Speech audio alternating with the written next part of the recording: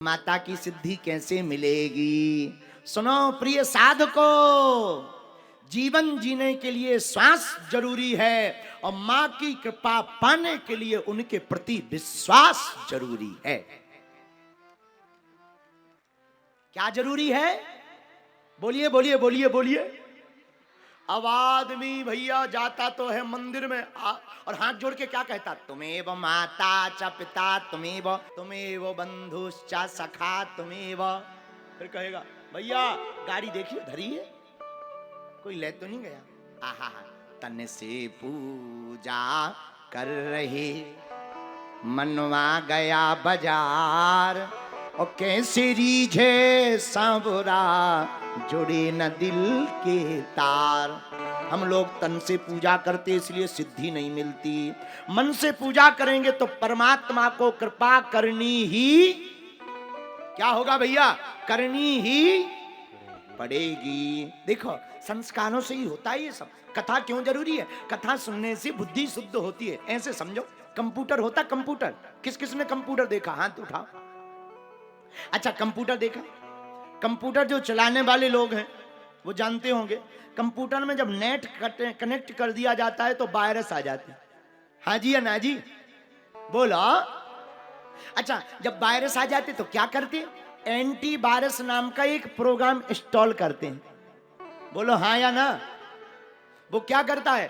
पूरे कंप्यूटर के बढ़िया वायरस को खत्म कर देता है, खा लेता है। कंप्यूटर एकदम स्मूथ हो जाता, फ्री हो जाता, चलने लगता है। भैया वायरस खत्म करने के लिए जिस प्रकार कंप्यूटर में एंटी वायरस जरूरी है, वैसे ये हमारा दिमाग भी कंप्यूटर है, माइंड भी कंप्यूटर है, ब्रह्मांड सॉफ्टवेयर है। और ब्रह्मांड रूपी सॉफ्टवेयर में, माइंड रूपी कंप्यूटर में जब वासना के, कामना के, राग के, द्वेष के, ईर्षा के वायरस आ जाते हैं, तब कथा रूपी प्रोग्राम अगर इंस्टॉल कर लिया जाए तो माइंड के वायरस भी खत्म हो जाते हैं। एक बात और कंप्यूटर से याद आई है, पूरी बता दें। कंप्यूटर में या मोबाइल में हम कल चेक कर रहे थे, कोई भी चीज डिलीट करो तुरंत हो जाता। हाँ जी या ना जी? हो जाती कि नहीं? दो बटन दबाए हुए दबाए रहो थोड़ी देर, कुंदी जैसा बटन, फिंगरप्रिंट सा दबाए रहो, थोड़ी देर में उसमें अपने आप आके आ जाता लिख करके मिटाएं। अंग्रेजी में कह दीजिए जैसे डिलीट। डिलीट करें, आप ओके करो डिलीट हो जाता। अच्छा आपने डिलीट तो देखा होगा, डिलीट कितनी जल्दी होता है, लेकिन डाउनलोड करना हो तो डिलीट जल्दी हो जाता, डाउनलोड देर से होता। यही हम तुमसे कहना चाहते हैं भैया, सर्जन बड़ी देर से होता है, विसर्जन बहुत जल्दी हो जाता है। इसलिए मेरे पागलों, आप अपनी जिंदगी का नव निर्माण करना चाहते हो तो आओ भागवत कथा, राम कथा, श्री कृष्ण कथा जब भी मौका मिले। क्यों? एक घड़ी आदि घड़ी, आधियों में पुनियाद, तुलसी चर्चा राम की हरहि कोटि अपराध। अपने बच्चों को कथा सुनवाओ, अपने बच्चों को रामचरितमानस पढ़वाओ, अपने बच्चों को गीता पढ़वाओ। क्यों?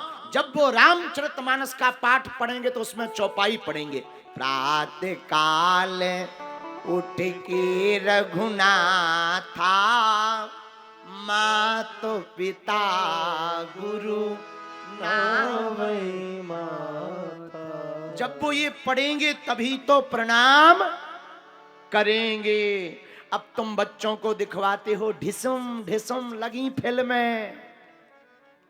बहुत सी माताएं हमारे पास आती, गुरुजी हमारा बेटा नचैया है, नाचता ही रहता।